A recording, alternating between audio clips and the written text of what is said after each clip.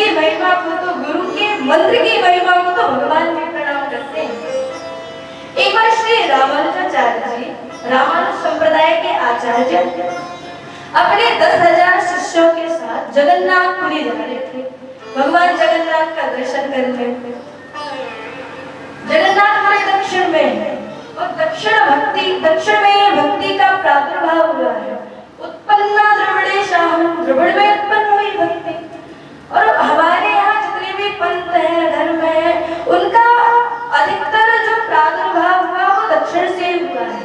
दक्षिण भक्ति का पोषक प्रारंभ से ही रहा है। तो ऐसे स्थान पर श्री रामानुजाचार्य जी जगन्नाथ जी की दर्शन प्राप्त करने के लिए जा रहे थे अपने शिष्यों समेत। देखो बंधुओं, यदि भक्ति आपके जीवन में आ गई तो अकेले भक्त मत बनो, 10-15 को और साथ में भक्त बनाओ।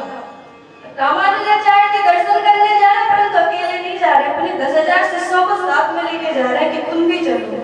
मैं अकेली भगवत प्राप्ति क्यों करूं, तुम भी करो भगवत प्राप्ति।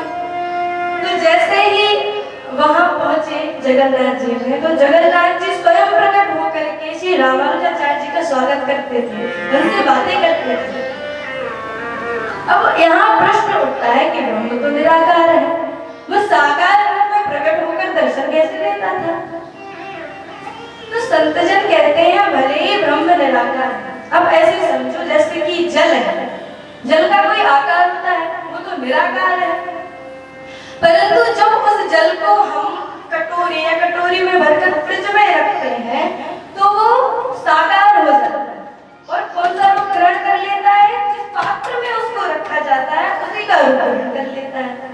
तो बंधुओं, भगवान भले ही निराकार है, परंतु भक्तों की निष्ठा रूपी पात्र में विराजमान होकर और भक्ति भाव रूपी फ्रिज में जब भगवान को रखा जाता है तो वो भगवान भी साकार रूप लेकर प्रकट हो जाते हैं और अपने भक्तों को दर्शन देते हैं। तो जगन्नाथ जी स्वयं प्रकट होकर श्री रामानुजाचार्य जी का स्वागत कर रहे थे। रामानुजाचार्य जी पहुंचे तो जगन्नाथ जी ने कहा, कहो कैसे आए, बड़े दिन में दर्शन दिए आपने तुम। तो भगवान को से अकेले आए हो? रामानुजाचार्य जी ने कहा, नहीं नहीं, 10,000 शिष्य आए, बाहर खड़े हैं। अच्छा, 10,000 शिष्य आए हैं, सबको गुरु दीक्षा दे दी? हाँ, मेरा तो काम ही है गुरु दीक्षा देना। अच्छा, अब सबको वैकुंठ पहुंचा दोगे? हाँ भाई, आपने ही तो हमें ये जिम्मेदारी दी है कि सबको गुरु दीक्षा दो और वैकुंठ पहुंचाओ। तो भगवान जी सिर पकड़ करके रामानुजाचार्य जी कहते हैं, क्या होगा, क्या कष्ट है आपको, जो क्या चिंता है, आपको सिर पकड़ के बैठे हो, मुझे इस चिंता का कारण बताओ। तो जगन्नाथ जी कहते हैं कि मैं भगवान, मैं नारायण, एक युग में यदि एक व्यक्ति को भी वैकुंठ दे दूं तो बड़ी बात हो जाती है। व्यक्ति को वैकुंठ परम दुर्लभ है, परंतु आप लोग ऐसा क्या अपने गुरु मंत्र में बोलते हो जो शिष्य उस गुरु मंत्र का सहारा लेकर वैकुंठ की प्राप्ति कर लेता है? आखिर उस गुरु मंत्र में ऐसा क्या होता है? तो रामानुजाचार्य जी कहते हैं, वाह प्रभु, ऐसे पूछ रहे हो, स्वयं विराजो सिंहासन पर हमसे पूछ रहे हो कि गुरु मंत्र में ऐसा क्या प्रभाव है? भगवान जी बोले, मुझे बात समझ में नहीं आई, सीधे बोलो क्या कहना चाहते हो।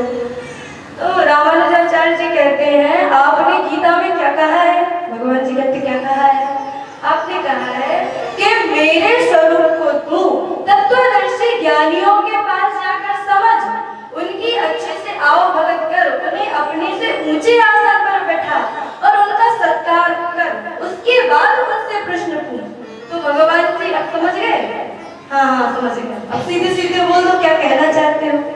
तो रामानुजाचार्य जी ने पूछा, ये जो सिंहासन पे आप बैठे हो ना, इस पर मुझे बिठाओ और नीचे बैठकर मुझसे प्रश्न करो, तब मैं गुरु मंत्र। ऐसे थोड़ी आप सिंहासन पे बैठे और हमसे कह रहे हो कि गुरु मंत्र बताओ। अब रामानुजाचार्य जी तो विनोद में कह रहे थे, क्या पता भगवान सीरियस ले जाएंगे, परंतु भगवान गंभीर थे। भगवान तुरंत अपने सिंहासन से उठे, श्री रामानुजाचार्य जी को आसीन कराया अपने सिंहासन पर, फिर उनसे हाथ जोड़कर प्रश्न करते हैं कि प्रभु मुझे बताओ, क्या है आपके गुरु मंत्र का ये प्रभाव कि एक साथ अपने सारे शिष्यों को वैकुंठ की प्राप्ति? तब श्री रामानुजाचार्य जी ने भगवान को गुरु मंत्र दिया। तो रामानुजाचार्य जी के जगन्नाथ जी के साथ 3 संबंध